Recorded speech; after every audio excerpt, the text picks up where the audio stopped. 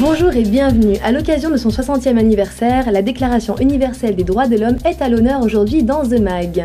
Quel sens a-t-elle? Nous abordons cette question avec deux spécialistes sur le terrain, Nadège Sado, avocate au barreau de Lyon, et Bernard Morvan, président de Portes Ouvertes France, organisme qui vient en aide aux chrétiens persécutés dans le monde.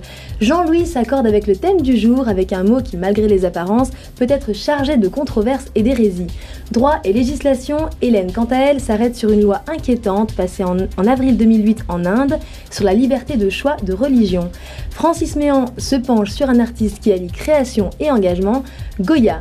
En fin d'émission, j'ai l'honneur de recevoir David Girardet, sportif de haut niveau qui a participé à plusieurs championnats du monde de duathlon. En 98, il remporte le titre de champion du monde junior. Aujourd'hui, c'est au marathon qu'il s'entraîne. Bonjour Paul, alors le sport est universel, les droits de l'homme un petit peu moins.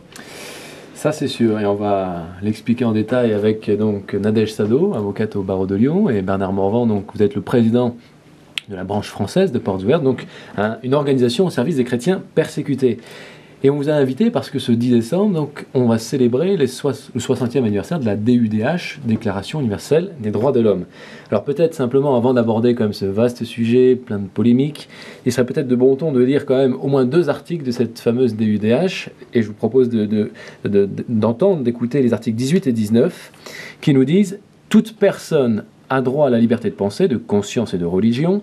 Ce droit implique la liberté de changer de religion ou de conviction, ainsi que la liberté de manifester sa religion ou sa conviction seule ou en commun, tant en public qu'en privé, par l'enseignement, les pratiques, le culte et l'accomplissement des rites. » Et l'article 19, tout individu a droit à la liberté d'opinion et d'expression, ce qui implique le droit de ne pas être inquiété pour ses opinions et celui de chercher, de recevoir et de répandre sans considération de frontières les informations et les idées par quelque moyen d'expression que ce soit. Alors, il y a beaucoup de fois le mot expression. Peut-être d'abord, je me tourne vers vous, Nadège Sado. Qu'est-ce qu'on entend par la liberté d'expression concrètement ? Tout simplement, comme cela est très bien expliqué dans la Déclaration universelle des droits de l'homme, et tel que ça a été repris dans divers textes et traités internationaux et qui ont été ratifiés, auxquels ont adhéré de nombreux pays, cela signifie simplement que chaque individu se voit reconnaître le droit de s'exprimer librement, une liberté de pensée, une liberté d'opinion sur tous les sujets qui le concernent ou qui l'intéressent, et qu'il a une parfaite liberté de les manifester de manière privée ou publique et dans les milieux sans être inquiété. Goya était un témoin des atrocités des guerres napoléoniennes.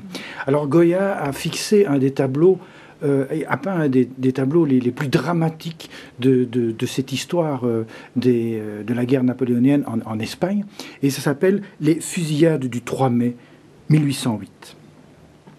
Goya a choisi de fixer sur la toile la seconde précise de l'épouvante. Et c'est quelque part ce qui fait la force et l'extraordinaire de ce tableau, qui est tout à fait moderne, c'est que